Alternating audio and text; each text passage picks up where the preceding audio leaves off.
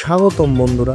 আজকে আমরা নিয়ে এসেছি 4 জুন 2025-এ অনুষ্ঠিত বাংলাদেশ বনাম ভুটান আন্তর্জাতিক ফুটবল ম্যাচের সম্পূর্ণ হাইলাইট।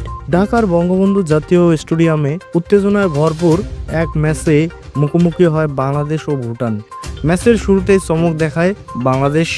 মাত্র 6 মিনিটেই বাংলাদেশকে এগিয়ে নেন ইংল্যান্ডে খেলা করা মিডফিল্ডার হামজা চৌধুরী। তার এই গোল ছিল আন্তর্জাতিক ম্যাচে ঢাকায় তার হোম ডেবিউ অংশ।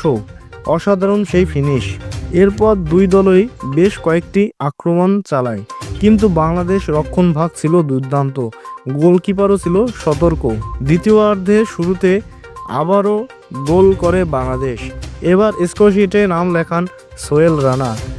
নিখুঁত শট পাঠান জালে। শেষ বাঁশির সাথে সাথে আনন্দে ফেটে পড়ে গ্যালারি। 2-0 গোলে জয় ছিনিয়ে নেয় লাল সবুজের দল।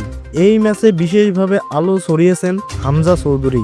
তার খেলা দেখেই বোঝা যাচ্ছে বাংলাদেশ ফুটবলে এক নতুন অধ্যায় শুরু হতে চলছে। আপনার মতামত জানাতে ভুলবেন না। কেমন খেলেছে বাংলাদেশ দল কমেন্টে লিখে জানান। সম্পূর্ণ ভিডিওটি ভালো লাগলে লাইক দিন, শেয়ার করুন আর সাবস্ক্রাইব করতে ভুলবেন না।